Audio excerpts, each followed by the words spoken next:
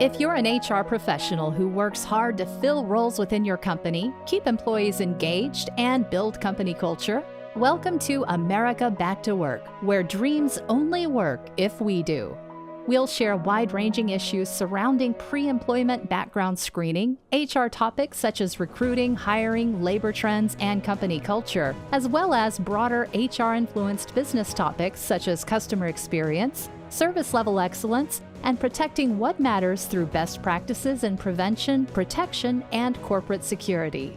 America Back to Work is brought to you by S2 Verify. Here's your host, Arnette Heintze. Welcome to America Back to Work, brought to you by S2 Verify, where our purpose is to help you hire with confidence and manage insider risk. I'm your host, Arnette Heintze. Thank you for joining. Today, our guest is Allison De Paoli. Allison is the CEO of Altiqe Consulting, which helps employers determine how to best control their healthcare budgets and turn their benefit plans into recruiting and retention magnets.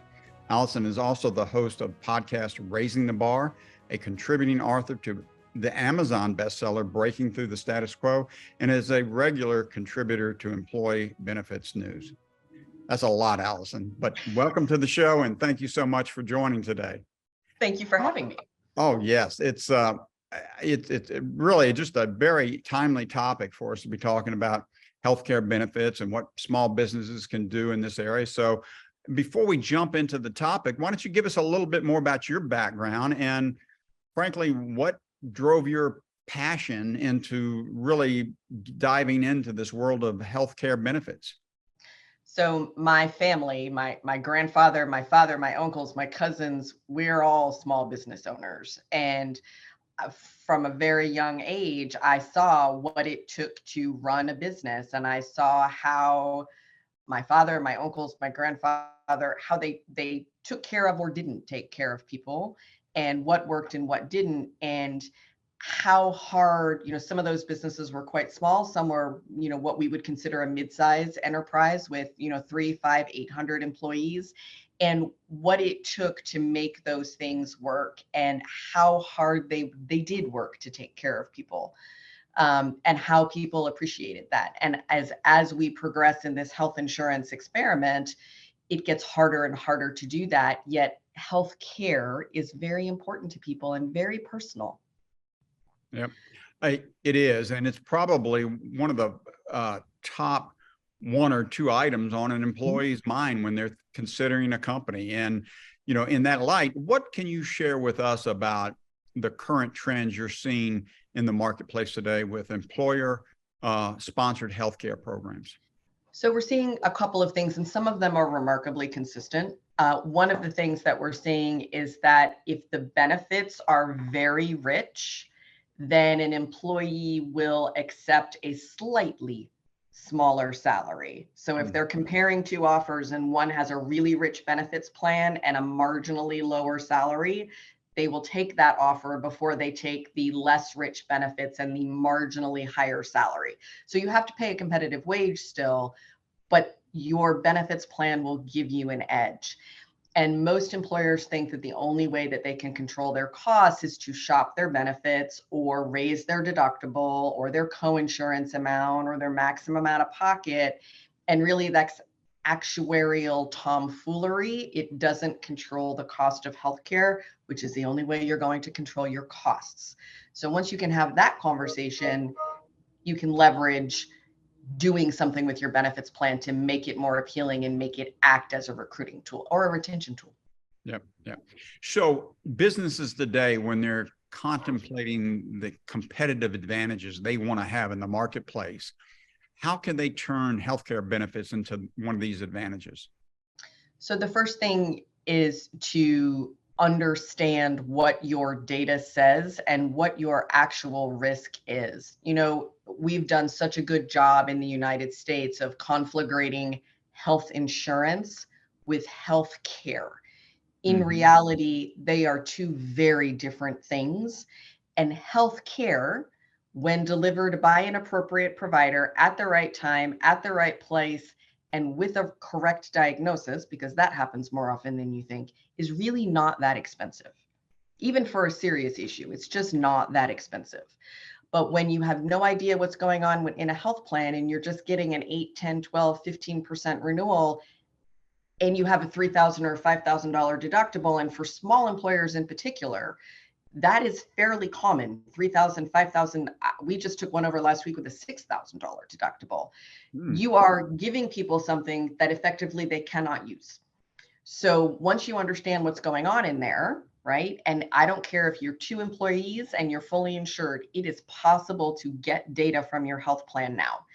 AI is a wonderful, creepy thing that makes underwriting much easier and getting data much easier. There's so much publicly available data used to underwrite health plans now that we can do some really remarkable cost structuring and internal plan mechanics that make it more affordable and better. And I know that sounds so wildly strange, but it is possible.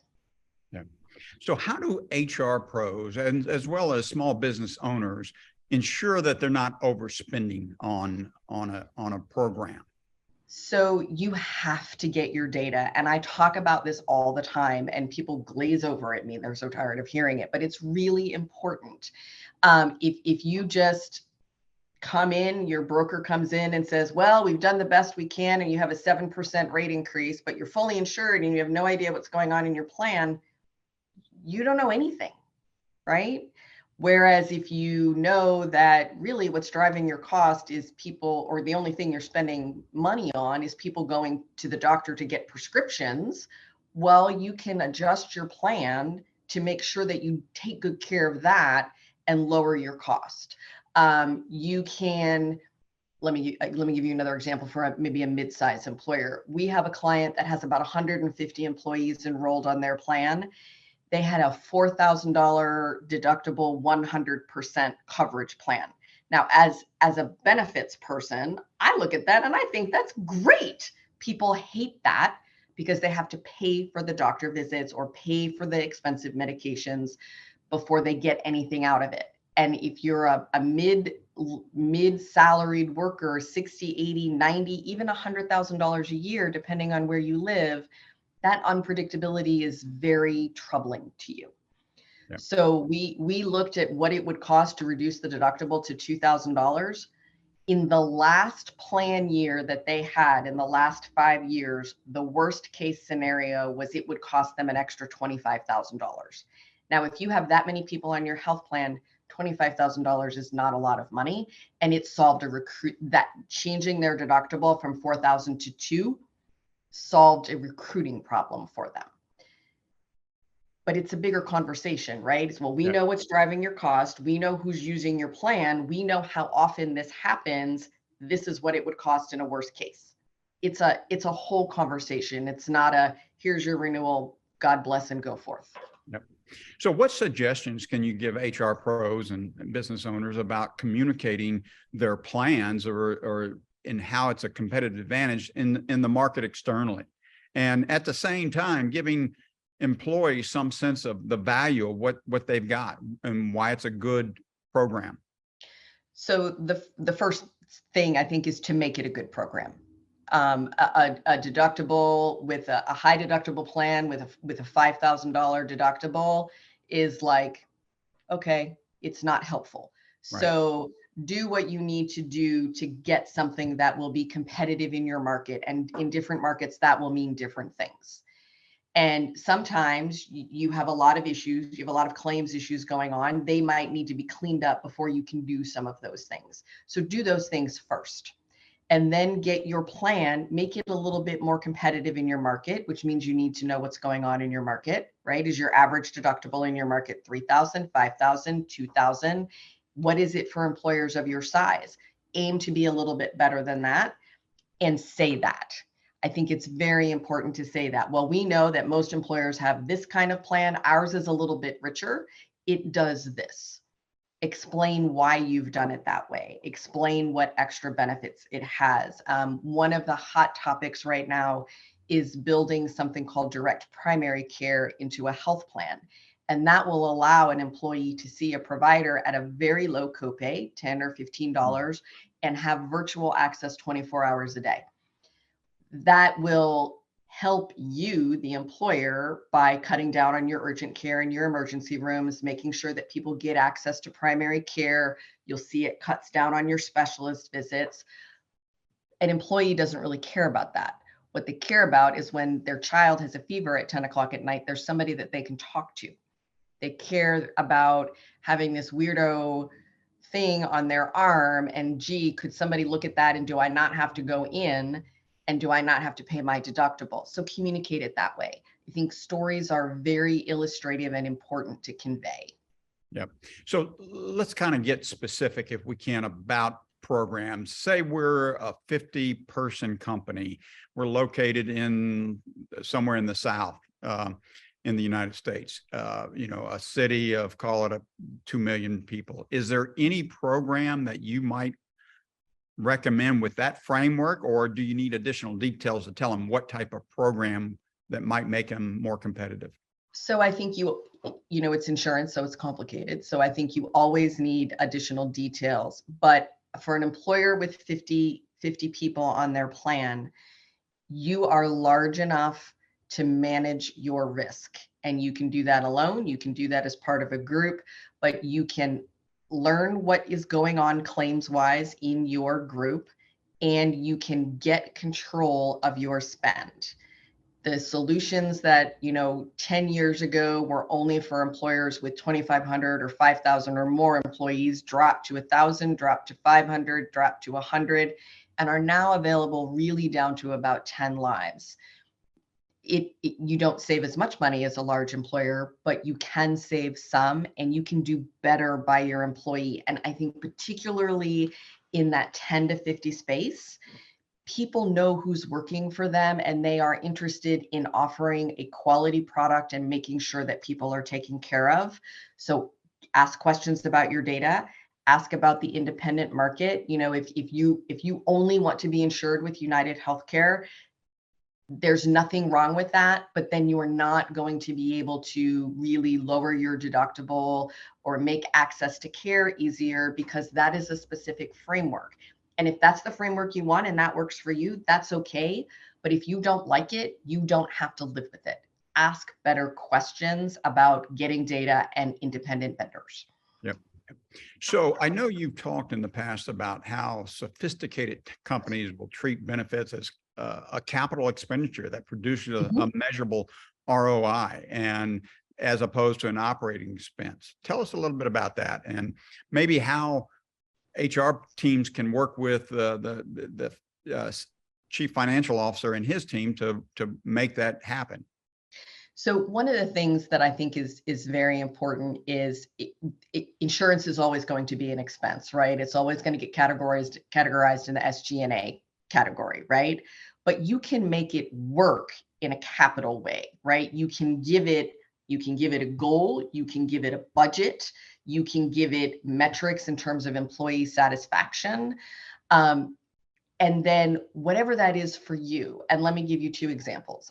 I have a client that has about 200 employees. They are all about paying the right price for care so that they can control their costs. They are manufacturers. They're a precision manufacturer. That's how their brains work. They understand when I come in and say, well, there's a rebate here and there's this, so we're going to eliminate this and we're going to do it this way. And I know that was not very technical, but we'll do for today. And they're like, oh, okay. And I have another employer that has about 500 people on their plan, much bigger budget, and their primary concern is no noise. That is a completely different conversation. Yep. So you have to, it's important as an employer to understand what's important for you. That same employer with 500 lives, access to care is a known issue in their organization. They are installing an on-site clinic right now, and that will allow their employees to have daily access to a physician, and that will be open to all of their employees, not just the people on the medical plan, but it'll be open to their full-time and their part-time employees. And once we get it up and running, it will be available to the dependents as well. What will come out of that will be remarkable. the case studies on on-site clinics are just remarkable, and in how it both lowers cost, even though right up front it is an additional investment, and how much it drives employee satisfaction.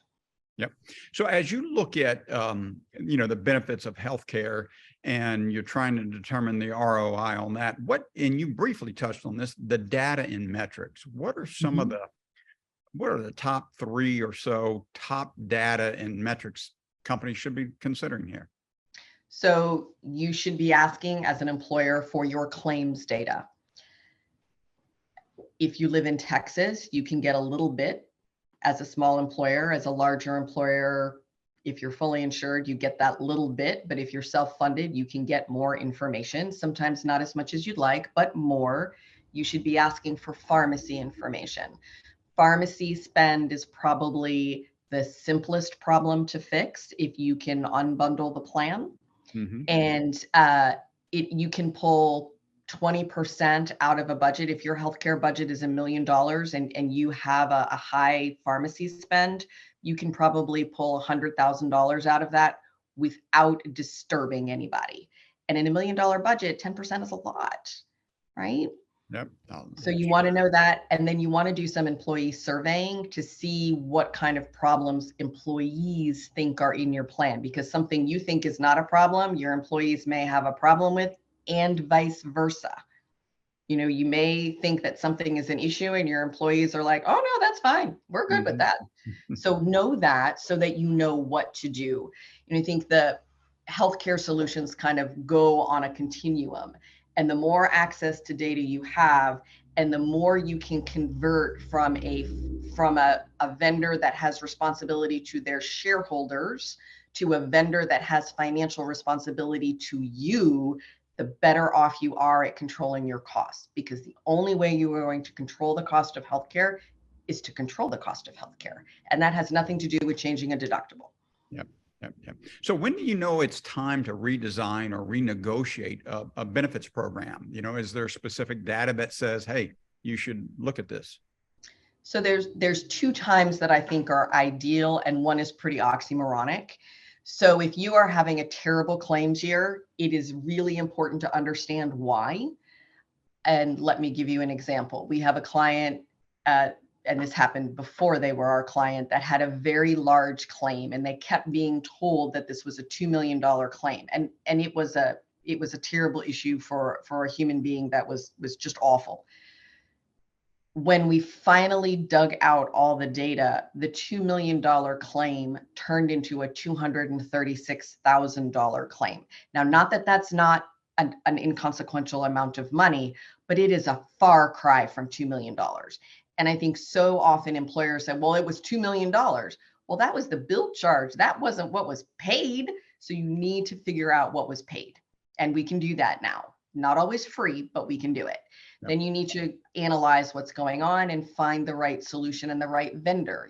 Some vendors work better with manufacturing and blue collar folk, and some vendors work better with different kinds of industries or different types of employers. Pick your vendors appropriately. And I like short contracts. A typical pharmacy contract is 30 pages and is written in such a way that even the best attorneys have a lot of trouble. I like to work with vendors that have 7 to 10 page contracts that clearly state our fiduciary responsibility is to you. Look for that.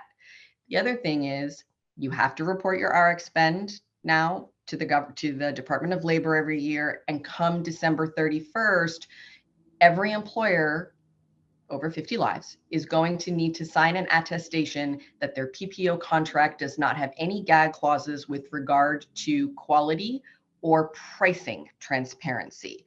There is not a PPO network around right now that can accommodate that. So you're going to see a lot of shift in the next couple of years of how those networks and plans are administered, because someone's going to get made an example of at some point in time. Yeah. So I think many business owners find themselves confronted with, renegotiating constantly. It seems like it's every time you turn around. Year. Is there a way to future-proof a program so that doesn't occur so often? Yes. And again, oxymoronic. So if you are looking at your plans and you're having a terrible claims year, then find out what's going on there. But if you're getting a flat renewal, and I've seen it a number of times in the last couple of years, renewals are either flat or horrible, one or the other. So flat would be maybe you got no increase or a 1 or 2% rate increase. That is the time to get yourself to vendors that have responsibility to you. When you do that, you may not see any immediate cost savings, but over a claim cycle, which is about 7 years, what you'll see is you come out probably 40 to 50% ahead of where you would if you stayed fully insured.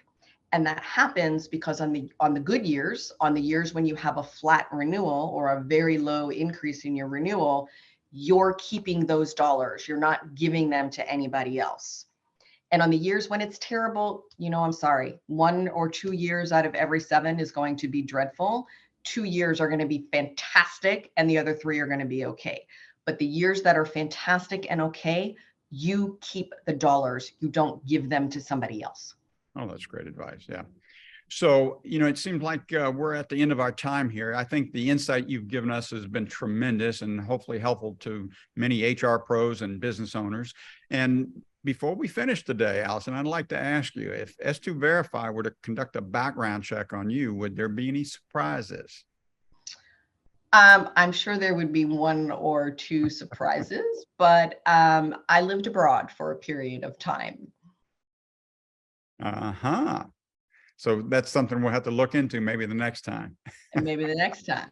Yes. I lived in Israel for about 6 months, and it was a wonderful learning experience. Fabulous. Well, tell our audience where they can stay connected with you and stay abreast of the trends that you're identifying here in this area.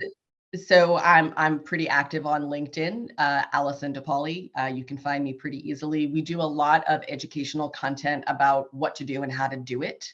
And then anybody can reach me at acdepaoli@altiqe.com. And it's ACDEPAOLI at Altiqe, ALTIQE.com. And one day I'll have a business that you can actually spell. Well, thank you so much. I appreciate your time today. And for our audience, please tune in next week when we talk about managing change with Marcella Doctulay. And it goes without saying, let's get America back to work, because dreams only work if we do. If you want to stay abreast of HR, recruiting, and hiring trends, tips, and tools, make sure you subscribe to America Back to Work. If you enjoyed this episode, leave us a rating and a review.